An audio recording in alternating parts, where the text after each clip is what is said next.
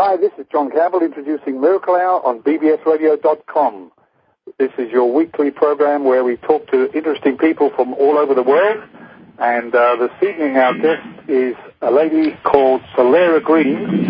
And Solera is here in UK at the moment, but she hails from Canada, I think from Toronto or from that side of the country. And she's going to talk to you about what she does in the world, which is creating miracles as well. So, Solera, if you're there, can you hear me? Hello, John. How are you? I'm good, thank you. It's so good to hear your voice, and it's so funny that you're only, probably 5 miles down the road from me. Isn't that amazing? That's right. It's a small world. Yeah, so what I normally do is get my guests to tell a little bit to the listeners, first of all, about how we met, because, you know, the amazing thing on this, you meet so many amazing people, and I'm trying to recall, I know it was something to do with also a radio show, if I remember rightly. Do you? I'm not sure. It might have been. I think we both got connected up because of the work we were doing around kind of the evolution of children these days, and oh yeah, that's right. We went up to do a radio interview with Munchie, who you did last week, didn't you?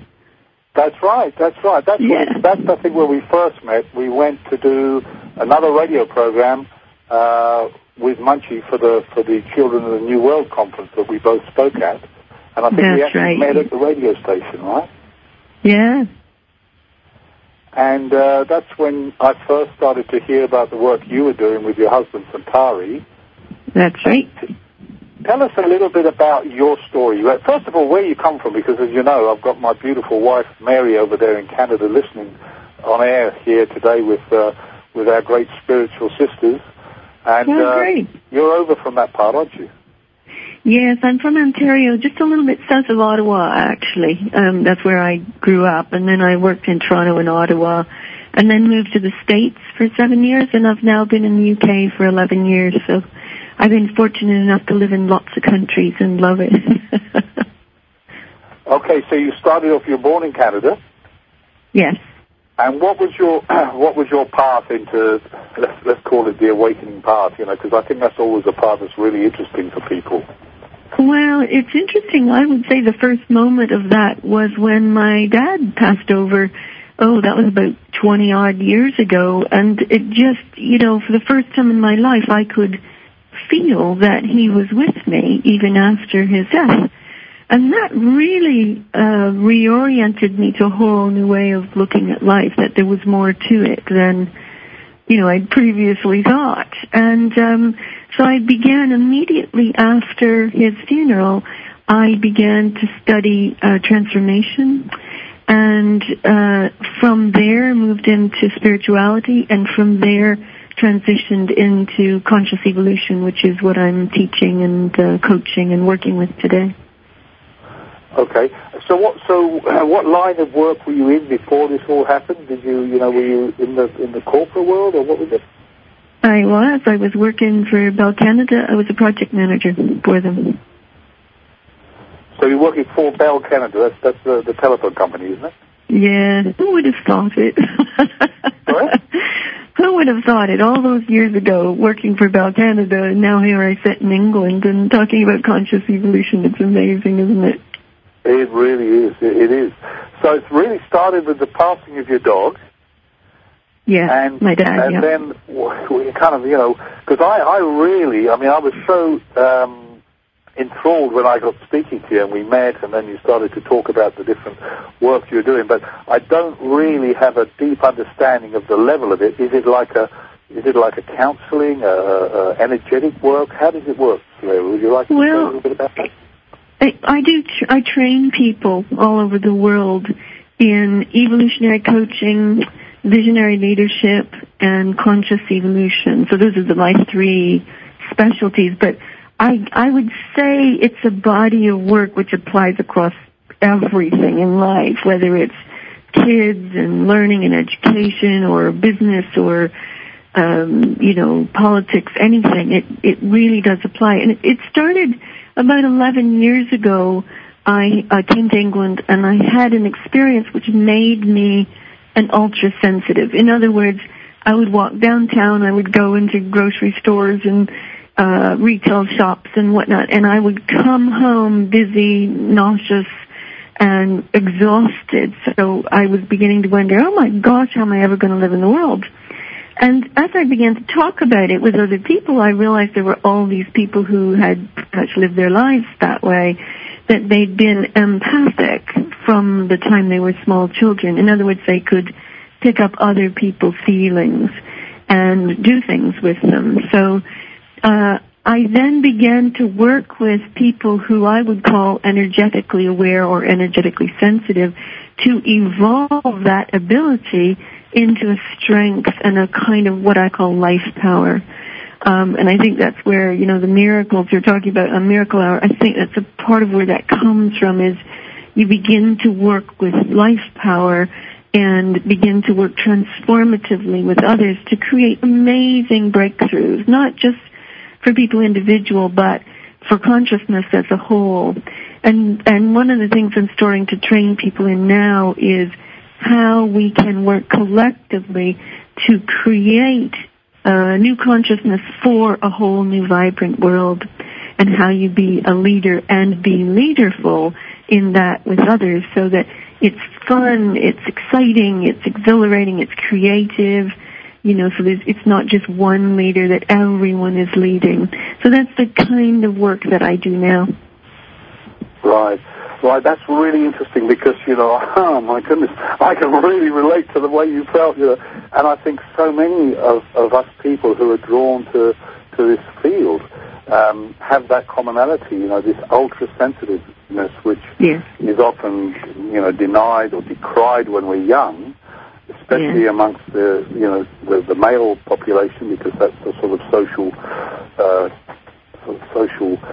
thing that's put on them. But you know, and I mean that's amazing, because I'm still I don't know, I feel really so many people are experiencing this and don't know what to do with it, and it does, you know, in my experience, what you're talking about is, you know, it drains you, it makes you feel low, and you know, you've just got to go around certain areas. So how do you deal with that then, and how can you change it into this vibrant, you know, energy you're talking about?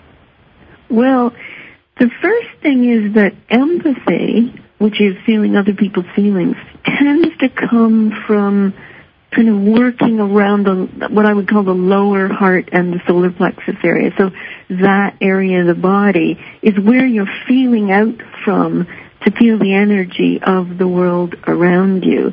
Most of the empaths used that when they were children to kind of sense when something strange was about to happen, so they could either get out of there or help alleviate it by taking on the energy and transmuting it away, so it would make the situations easier for them. But what happened is they began to learn to only sense the world that way. So what we train people to do is to instead open up the whole of them, and they begin to work with what I would call the high heart or the breastplate area. And what happens when you open up the whole of you is you start to sense the energy of potential rather than the energy of problem. And so instead of feeling out to the low vibrational energies around, like the problems of, they might feel fear or anger or upset or distress or even joy, you know, those kinds of emotions. When you're working to feel the energy of potential, even when you feel things like fear and anger and etc., you translate it into its potential and therefore don't take the hit on it, the energetic hit on it. So you don't feel sick, you don't feel nauseous, you don't take it on. And one of the things that we've been teaching is that, for example, it's a new relationship to emotion. So fear as the tip of leadership, why would you be afraid if it wasn't a nice big next step for you? And anger as the tip of passion. So why would we be so angry if we didn't care so powerfully about something? And so what we're now working with the emotional range is how to flip that into the energy of potential, so that, for example, when I'm coaching people, what happens is instead of them being stuck in their fear, suddenly they can realize that that's the energy of their next step. And they can bring it up and take it on, choose to be with its potential, and step into it fully so the energy infuses through their whole body rather than they're left just with this kind of queasy feeling in their stomach all the time. And I'll tell you, it works a dream, John. It's amazing. Well, I need some of that. Oh, that sounds cool. Because, I mean, that's what I find, that's my experience is, you know, I can get some piece of information or something, and I'll feel, like you used the word, an energetic hit, and that's what it feels like. It feels like a hit, and sometimes has the ability to like paralyze me for a period of time or whatever. It just keeps me stuck. I mean, that's the thing that would be great to be able to change that. Is that the kind of thing you're talking about, that kind of feeling? Yeah, absolutely. And it really just takes a reorientation from problem to potential. That's as simply put as it is. Now, there's some energetic steps associated with it, but I think when people reorient to a different perspective of things, it flips the energetic response around. So you take, for example, you know, when something happens in people's lives, a lot of times we go, it doesn't make any sense. Why would this happen to me? I don't understand. How could I have created this? You know, but in the long run, when you look back a couple of years later or even 10 years later and you look back and you say, oh, that was the most amazing thing that happened for me, and it taught me this, and I've learned these things, and it brought me these people into my lives.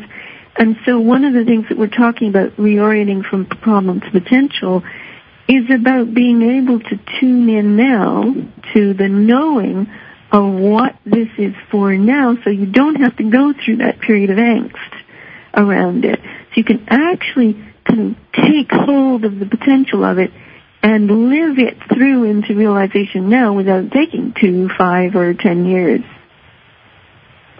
Yeah, but of course, I think a lot of us understand that principle at an intellectual level.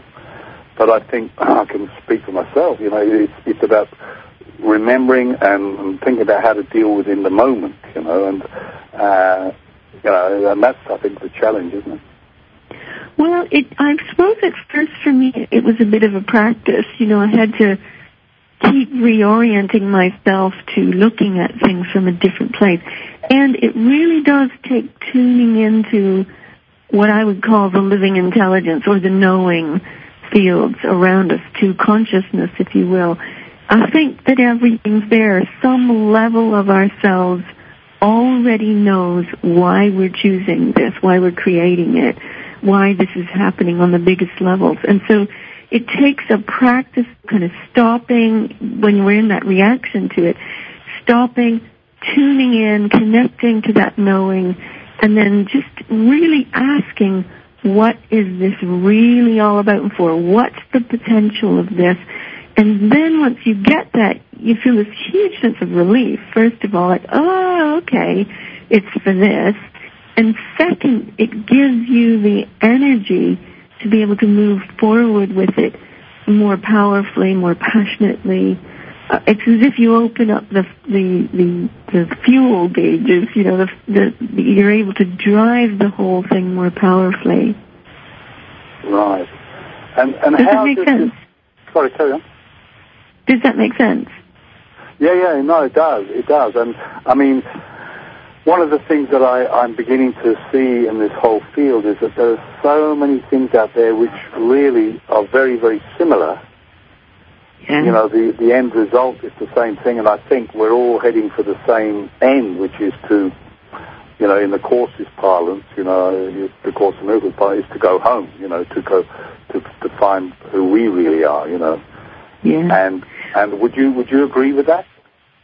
Oh, yeah. Well, I believe this is like the most amazing evolutionary time ever on planet Earth. And that it's absolutely the best time you ever want to be alive, because there's so much changing so fast now. That I know what you're saying. I agree. But at times, when it comes at you thick and fast, you know, I don't know. I think, my God, you know, this is all happening too fast, too much. Well, I do think we've all agreed to that somewhat. You know, that we've said, look, we've got to increase our vibrational frequency. And so we're getting that from all kinds of places, from the earth, from the cosmos, from the stars, from the sun, from life itself, from people. And we're amping up our vibrational frequency. And I think the more we increase our vibrational frequency, sometimes the more challenging it can be physically to go through that in a very short period of time. Like, we've really done some moves in the last decade or two in that regard. But also, as we move the vibrational frequency up, we also move our conscious awareness up. And so for me and the people that I know and work with, it's like life is becoming easier, more gracious, more in our hands to shape and create from a sense of greater purpose. And we're having fun doing it. So it's losing some of that kind of being banged around by things, which is wonderful. I love it. And again, I will say, it did take some practice for us at first, but I would say now that we're in that kind of flux and flow with it, we do go up and down with the vibrational frequencies and the consciousness shifts, but wow, it's kind of exhilarating and exciting because you can feel like, oh, here comes the next one, you know.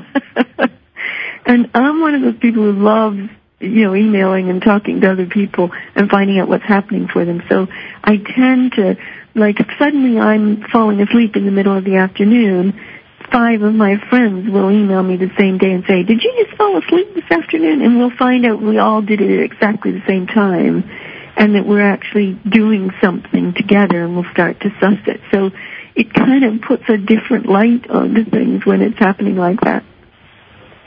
Yeah.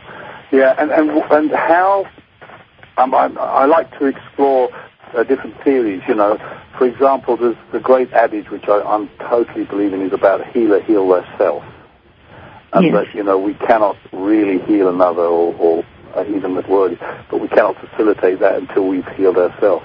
So in this work, how did you first deal with your own stuff, for want of a better word? You know, did you use this practice to do that, or did you do inner child work? I mean, what's your philosophy around that kind of stuff? Well, I was lucky. I had a very easy upbringing, I think, but like everybody in the Western society, I think we all had stuff to deal with. And I suppose it goes back again to the time my dad died. I immediately made a decision after his funeral that if I died the next day, I wasn't going to be happy. I wouldn't feel fulfilled, and I needed to do something about that. So I immediately started taking transformational courses, just anything I could get my hands on that, you know, would let me look into myself and discover more of who I was and kind of step up, you know, into more of who I really was meant to be. And so I took about a 7-year journey studying transformation. And what happened during that time, I would say, I found wholeness for myself. I found to say contentment would maybe be the right word, but I think it's even a bit more beyond that. I got okay with myself, might be the way to say it. And once I got okay with myself, then I could launch off into a whole other different journey and say, what are we up to then? What's this all about? Where are we going together as a world? How do we solve some of the really big world problems so we don't have war on the planet, so we don't have starvation on the planet? And I started to really work in a transformative way then from a place of wholeness and holding other people in that place. So I no longer perceive people as unwell or not whole or needing something from me. I began to perceive them as amazing beings who had incredible gifts to give us. And I found very quickly that was hugely transformative for them and for me. That I think if you're willing to see someone else, you get yourself as well. And it gives you amazing relationships with people. So it just started down this whole path of working for magnificence in people. And that's where I began to develop the transformative work myself, based on energetics, based on consciousness, based on evolution, as to how could we really open up to the very fullest of who we are. Not even just, this person in this life, but all the knowledge you've ever had through all of time, all the wisdom that's available to us all the experience, all the ability to create. And so I began to work with people from that place to see how we could evolve ourselves and take ourselves to new levels of being. And I mean, that's fascinating that you get to this stage. And would you mind sharing a little bit about, you said you did a lot of transformational courses, to kind of track the route that you took to get there. Would you mind sharing, the kind of thing you did? Well, I did a kind of a whole bunch of things at the time, some spiritual, some personal development. Mostly, though, I was focused on working in a kind of, I'd say outdoor breakthrough courses. We did zip lines, and I did communication programs where I really, really, really began to get that nobody heard anybody else speaking. We were kind of listening through these huge filters of our own past history all the time, and we were never truly hearing what someone else said. That was hugely, a breakthrough for me to realize that. It stopped me having arguments with people right there when I realized, I'm never hearing them. And so I just went on this, and then I started to do some spiritual work as well. So I did some past life workshops as well as channeling and energy work with a quantum physicist. So I was doing some of that stuff through those 7 years, maybe 10 years, I would say. And from there, I began to do psychic work myself. I don't do psychic work anymore. I stopped doing that about 6-7 years ago. But I loved it while I was doing it. I was doing past life readings for people. And what I was doing in doing that was, you could say maybe it was past life, maybe it wasn't. But I was giving them parts of themselves that they hadn't really acknowledged yet, and giving that a life in today's world for them, and resolving anything that might hold them back in this lifetime, that freed them into knowing who they were. So it was really a journey, and I loved it, because for me, I probably did 3,000-4,000 people, all their past lives, and so it gave me this huge picture of consciousness, and not just on this planet, but of the cosmoses and how we all fit together, and the story through history. It was a fascinating time for me to really begin to see that I became more than just a small little person on a planet, kind of third rock from the sun. I began to realize it was much more to life than we were seeing, and it fascinated me. So from then, I began channeling, and I would channel masters and, Christ and many of the beings that, you hear about being channeled. And I loved that. It just touched me very profoundly. And then one day, this was about 7 years ago, I think I finally said to myself, you know what? It might be me talking. And if it is me talking, if I have, and we have that much wisdom available to us, then in order to evolve, I think I need to start to say that that's me talking, and to own that, and to open my eyes, and to be that being here with as much responsibility and accountability as I can give to that knowing and that wisdom. And so from that point, I began writing myself. And I've written, I've probably written about 14 books. I've got 2 in print at the moment, but the rest were all e-books that I did. And began to gather energetically aware people together who wanted to work on collective consciousness and the evolution of our being and stuff like that. So that's the kind of story of my journey to where we are so far, I suppose. That's fascinating. And did you find that was it disconcerting when you first started to sort of channel stuff? Oh yeah. A lot of people talk about being shocked by it, and... Oh my gosh, yes. I remember the first time I ever channeled Christ. I was married to a deacon in a Black Baptist church in Atlanta, Georgia. And he just looked at me like, honey, I don't think so.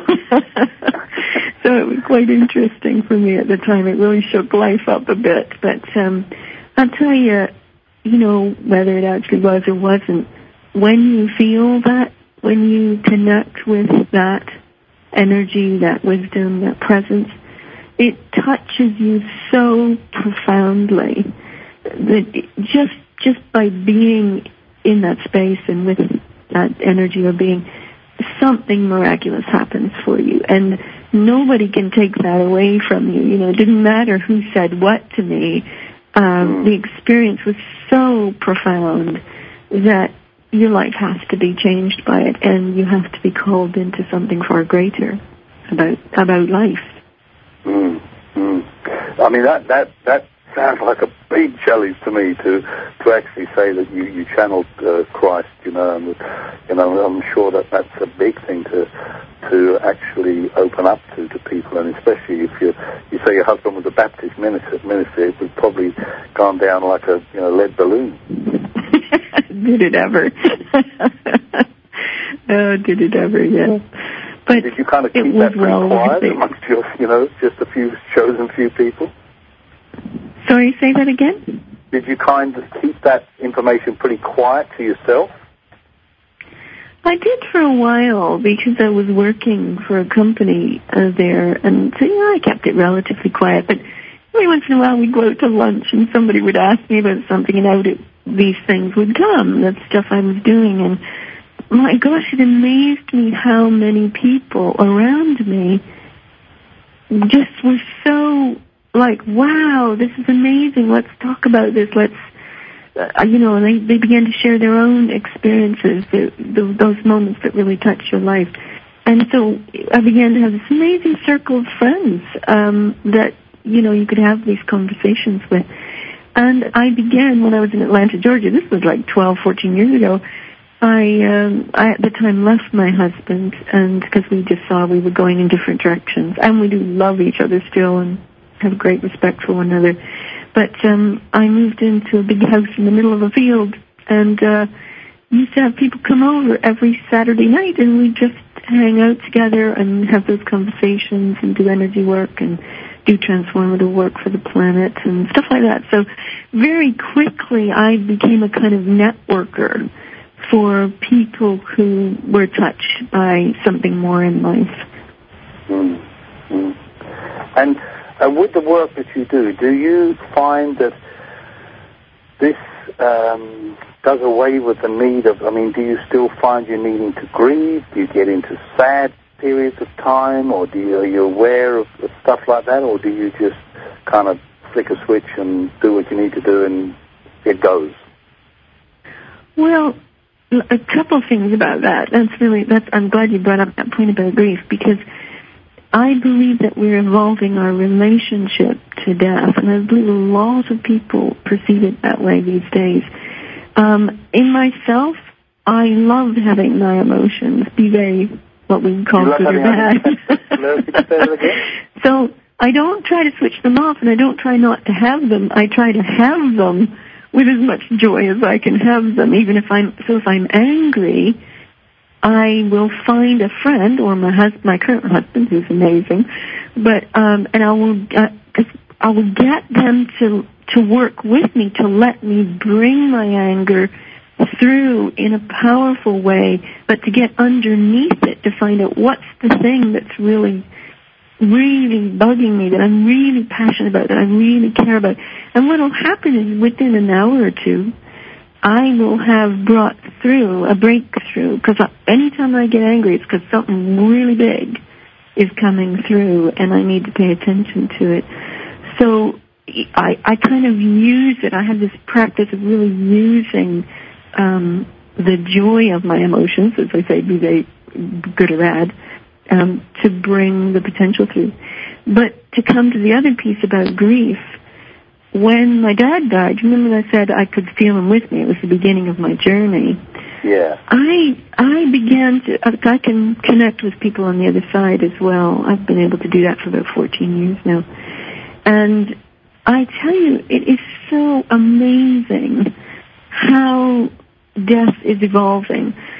Most people now, like it used to be when I first connected with people on the other side, I would find them confused or lost or not understanding what had happened to them, or maybe they'd gone, completely through the tunnel to the light, so to speak, and were experiencing themselves in life reviews or meeting family and friends and that kind of thing. And occasionally you would see them come back a bit and assist as a spirit their families. Well, about 3 years ago, something really changed about that. And now when I connect with people on the other side, it's like they just go pop and they become who they really, really are. As if we're all evolving, and so it's evolving for everybody, be it, they've transitioned or they're here. And I suddenly began to realize this year that not only were they becoming who they really, really are very quickly, but they were coming back almost en masse to work with their families and their loved ones and the world at large to create the evolution of us. So I'll give you an example of that if I can. I was in Denmark in June, and I was working with a lady who said every time she walked in her house, she felt this kind of oppression come on her, and she was really concerned about it. So I tuned in and I said, I think it's your mother. Has your mother gone over? And she said, yes. And I said, well, she really needs to get a message through to you. It's like you feeling this heavy energy because she's trying to get your attention and you're not paying attention. And I said, she needs you to forgive her. And the woman burst into tears and she said, oh my gosh, yes, that's exactly how it is. And she said, I do forgive her. Tell her I forgive her. And so I said, well, yes, she hears you. And in that moment, that mother, her energy just went into pure light, and she opened up this amazing space for us that we were doing a course at the time, and she opened up a whole new level for us in that course. And I was just so awed by, here's this woman's mother who at one point felt like this dense, heavy energy, who in fact is this amazing being who just opened up a whole new level of potential for our conscious evolution, that it made me look in a whole new way at what's really happening with death and how can we evolve our perceptions of that so we don't have to grieve anymore. That in fact, I know when people go over, you do feel loss, of course you do, but what if they're really still with us? I've been passionate about watching, I don't know if you've seen Crossing Over with John Edwards. Did you ever watch it, John? Yeah, I know the program, John Edwards, yeah. Yeah, fascinating. And I've been just fascinated by watching it recently and just how much people still are with their loved ones, how many people experience those kind of lucid dreams of them visiting them or feeling them beside them at a moment in time or knowing they're there with them, just as I did with my father. And I think it would be wonderful when we have a world that can really acknowledge that we're not ever really separated from one another. We're really always there. It's just the continual evolution of us. So I think that will help to lessen the grief and the loss for people once we're much more consciously aware of that. Yeah. Well, it's interesting because, you mentioned, obviously, forgiveness there, and, this is what A Course in Miracles is about, and, that Jesus channeled this work to really bring home a radical form of teaching that forgiveness is the tool which brings us enlightenment, But it's not the kind of traditional forgiveness. Is really a quantum forgiveness, and the understanding that everything that we see in our world is just a projection, a projection of our unconscious guilt. And if we're here in a body, we've still got work to do. That everyone is projecting. So I wondered, how, because I think you said had you come across A Course in Miracles, or you heard of it, or? I know of it, but I've never studied it, so I don't know too much about it, actually.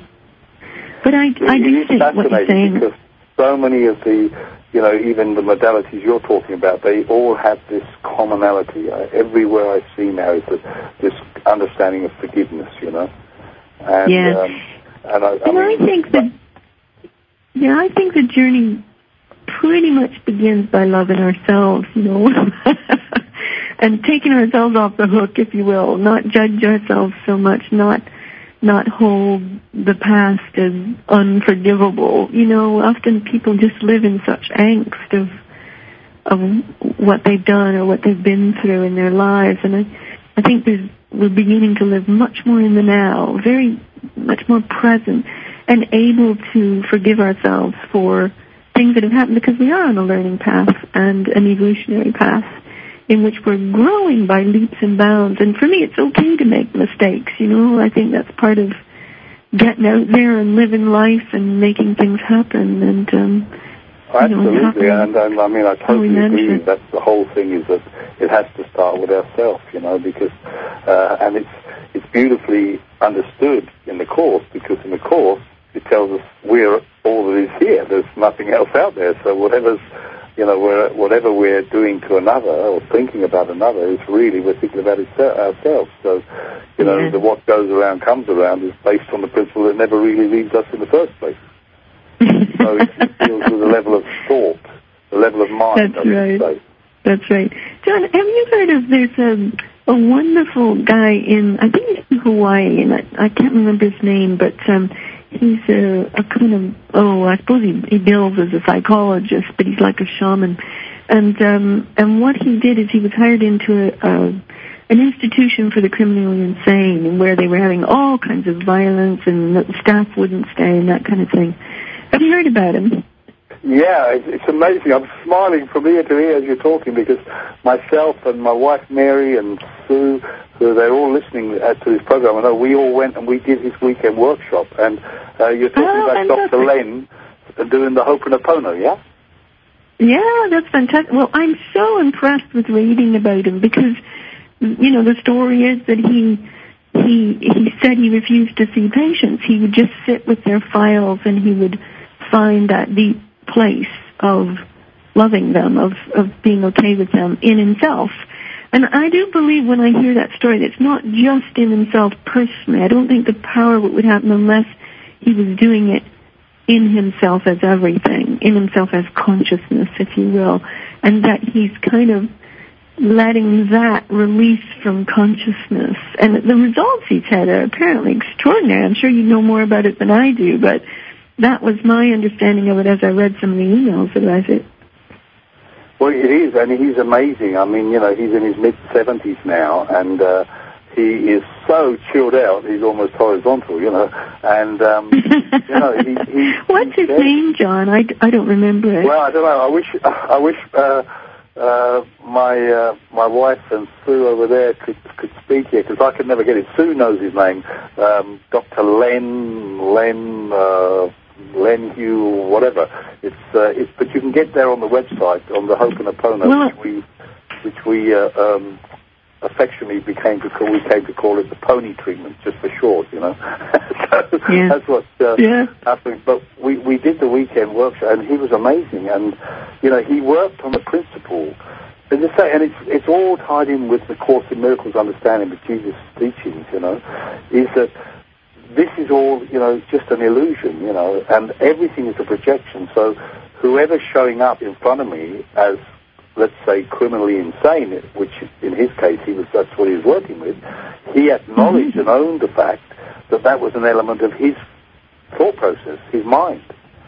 And so the only thing he had to do was to, forgive himself, forgive, what was going on with him. So he actually taught the principle that all you had to do was say, I'm sorry, please forgive me, I love you. And he showed it in diagrammatical form at a spiritual level, on the board of the transmutation, and then going up into higher energies. But basically, that's what he did with these criminally insane people. And the whole ward was shut down in a year. I think it was empty. He cleared the whole place. Nobody could believe it. Wow, fantastic! But he talks a lot about the fact that everything is memory, and that it's contained in everything, in the furniture, in the room, and it's an amazing experience. And people would put their names who weren't able to be physically present at the workshops, would often, like a proxy, put their names and have their names up on the table there on the altar, so receiving it. So it really does remind us all of the interconnectedness of everyone, that there is only one here. Absolutely, so, it's incredible. Where did you read about him, Celera? Oh, I've just seen some emails over the last probably 6 months, and I was just so impressed with it. I thought, oh, that's so amazing. I've just been kind of following it on email, but not really any more detail than that. So it's brilliant, isn't it?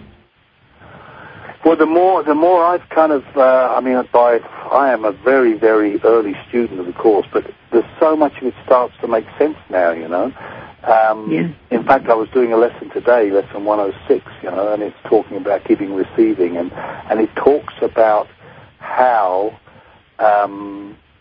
the fact of giving in order to get something back with interest is totally, it's not, it's just not in the ballpark. And it made me realize, because one of Jesus' sayings in the saying Gospels that he lists, he was talking about, don't lend money for interest, only lend it to those who can't give it back.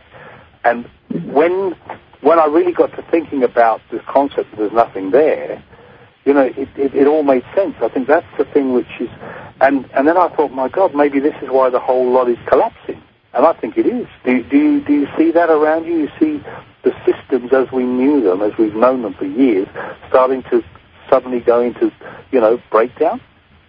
Oh, yes, and I love it. Yeah, same here. It's brilliant. Because as soon as it stops, as soon as it stops being what it's been, this whole new stuff is being created. That's what I've just written my latest book on. It's called The New Visionaries. And it's about that people are beginning to create brand new ways of doing things. And you're starting to see, real people really create new things. Like if you look at YouTube on the Internet, you can go on there now and you can get real videos from Afghanistan, from Australia, from autistic people, from, you name it. It's like the power of the real people and how we can create brand new ways of doing things. Oh, it's just stunning. And I think that as the old systems go into demise, we're going to see more and more and more of that unique individuality, but connected, people for a kind of vibrant world working together all over the world. It's just amazing. Yeah. You even look at, on the Internet now, you can get Skype, which is free downloadable software off the Internet in which you can call any other computer user around the world who has Skype for free. Doesn't matter where they are, what country they're in, it doesn't cost a penny. And you think, holy jumping, that's so different than 10 years ago where it cost me a fortune to call my mother in Canada, every couple of weeks. We're just moving so much closer together and look at the Live Earth concerts and how and the Live Aid and how it's all bringing us more into a sense of global connection and that we can do things that will, create a better world. And it's also interesting how, as this is happening, the breaking out, of course it brings up more fear. You still there, John? I'd say as this is happening, the breaking down of the systems, it seems to bring up more fear in those in positions of authority or leadership who are continually trying to control and contain and control and contain. And I mean, not in a mocking way, but I kind of smile sometimes, this concept that every time something seems to go wrong, rather than look at a really enlightened way of looking at the problem, there's just like a new law put out, And I just think that every time a new law is brought out, they're automatically creating, people that are going to circumvent that law instead of getting to a different way of looking at the problem. Hello, Celera? Oh, folks, it sounds like we've lost Celera for a while.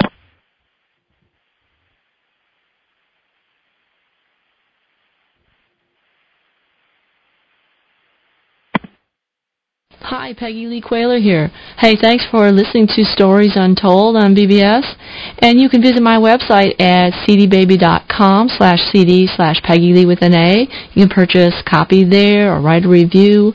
And stay tuned for my next album project, That's Just Hollywood, coming out in June. I'll be sure Doug has a copy for BBS Radio. If it's not mainstream, it's on bbsradio.com, the #1 internet radio network on the planet. Thank you, folks, for just bearing with us there. We're a little technical hitch again. And Celera, before I lost you out into the ether there, I was just saying about how the more the kind of leaders and of the world try to control, the more the fear is pushing, the more the people, the more the systems are breaking down, the more fear comes up, and then they try and control even more, and it doesn't seem to be working. Yeah, that's right. I think it's kind of futile on their parts, actually. Because I think that, the real power of real people is starting to come to the fore, and I think that's just gorgeous. So it's part of our shift, and I think we just have to kind of look on it all and go, it's all perfect, we're going exactly where we need to go, and then get creative about making a new way of doing things. Yeah, no, I definitely think that's the thing. And do you go into schools at all? Are you working with young people today? Because that's the other thing, These kids today, they've evolved so much, And I was looking at a video clip that came to me by email from a friend in Canada of a young girl who addressed, I think it was the United Nations Assembly, and what she spoke and how she spoke was just incredible. And she was 13 years of age. Yes, I saw that. It was beautiful, yes. You saw that one, did you? I did. It was amazing, yes. That was amazing. That really, and to think she's 13 years of age, and I think we've got to start acknowledging these kids that they're not, they do know their own mind, they do know what they want, they do know what is right and what is wrong. They have such a sense of that, and we've got to start listening to them. It's so crucial. Oh, yeah. The kids are so different today. I don't go into schools myself. I tend to stay away from the systems altogether. But I do speak at conferences, that's where we met, if you recall. But I do speak at conferences for the new abilities and the magnificence of the kids today, so that we can begin to reorient our learning systems away from just a head-oriented, logical, analytical process, even memory-based, into a more intuitive, knowing, connected, ultra-creative, where every child's genius is brought to the fore. I know you had some wonderful experiences, didn't you? Was it in India, John, with the school there, where they're doing a new kind of learning for kids? Oh yeah, I did, and that's what I spoke about at the conference, and I've mentioned it before on this program. It is quite a challenging concept for the traditionally educated Western minds, I think, and even from other countries in the East as well, because most of those countries, they took their education system from the British, so it was very British style oriented, kind of disciplinarian and very controlled and directed. But I think that the concept that you can actually trust these kids that they want to learn, that's built into them, and that they have an innate knowing what they want to learn and when they're ready to learn it. That was the big thing about the KPM school in India that blew me away, and which is quite a challenge. People think you have to make kids learn. Well, you really don't. You really don't. If you give them, if you listen to them, hear what they're interested in, and just follow that, I think magic happens. I know it does, and we're really pursuing the first of these homeschooling houses, which is already really underway down in the west of England here. And there are a lot of other educational movements as well, which which promote this are realizing this. And I think that people are seeing that it has to happen because, again, the system, the traditional education system is breaking down, you know. Yeah. They can't get teachers, and parents are taking their children out of school in the hordes. And in the end, I think it's the children that will create change, as it has been throughout history. Yeah. I think they're already creating it pretty much. Most of the kids that I do get to connect with are fully telepathic. So, for example, They're telepathic. They can talk to one another without words. They do it energetically, and they can do that around the world, between classrooms and in the classroom as well. I've met lots of kids who are able to do that. It's really stunning, actually, when you see what they're capable of, these kids, and how they perceive life. It's just, brilliant. Absolutely. I'm one of the people who thinks Sorry, go ahead. Did you get that Indigo Evolution DVD? Have you watched that? No, I haven't seen it yet.